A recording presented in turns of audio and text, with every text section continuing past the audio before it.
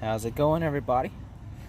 Today I'm going to show y'all how to change a heater control valve on a 1998 Mazda B4000. So when my truck's running, you can see right there, coolant's been dripping out of there. So I need to go ahead and change out that heater control valve because that seal in there must be leaking.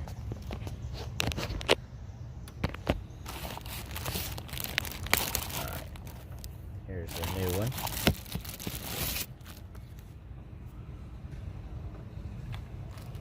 Look at that. Check that out.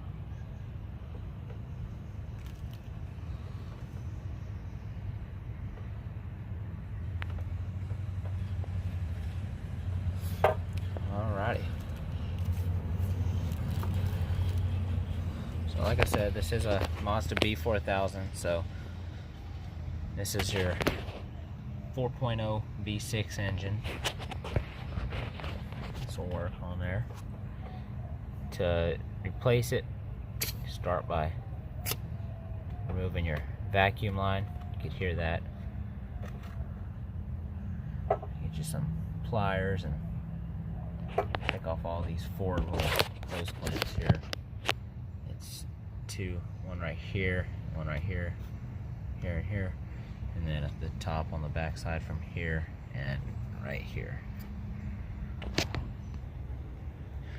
Alrighty, another thing I noticed here that'll make this a little bit easier is go ahead and remove the hose clamps that you can the easiest. That's for sure going to be this one and this one, because this sits in here just like this. So go ahead and remove those two, and I could even kind of finagle in here and get this one, so more than likely you'll be able to do the same thing. But once you do that, grab your new one, your new heater control valve, and connect the hoses as you get them disconnected.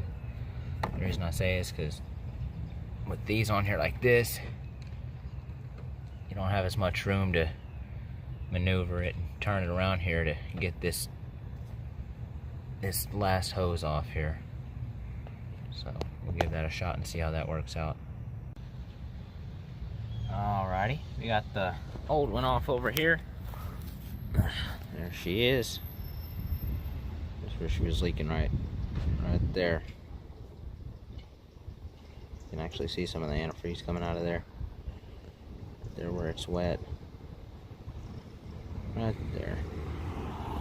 So we got the old one out. Got the new one back in. One thing to mention here, you're going to have some antifreeze coming out of this hose right here. And the reason for that is that's going to your radiator. And the same thing for your bottom. I'm changing mine in Texas and in May, so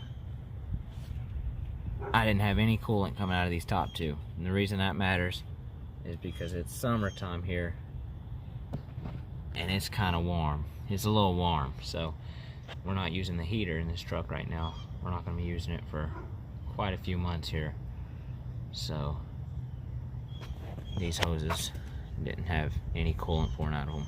Now if you're changing this in the winter and you just got through using the heater in your truck, then you may end up having some coolant coming out of these too, because these feed into your heater core there. But for sure, regardless, these two right here is going to have some coolant coming out of them, because that's going straight into your radiator. So once you got the old one off, you put the new one back on and do everything in reverse order here.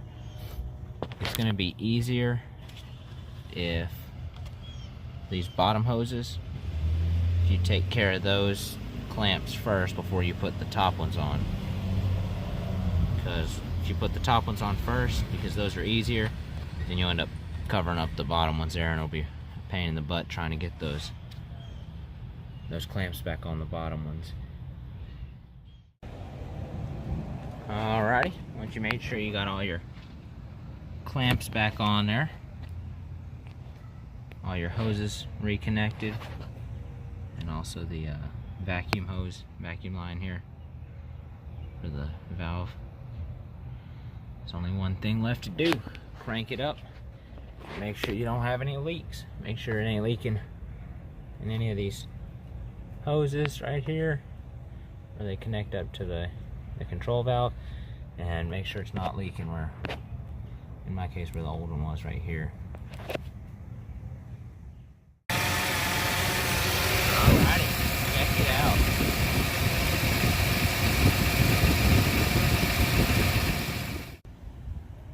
Alrighty guys, hope that helped y'all out. If y'all got a leaking heater control valve on either a Mazda B4000 or a Ford Ranger with the 4.0 pushrod V6 engine. Thank you.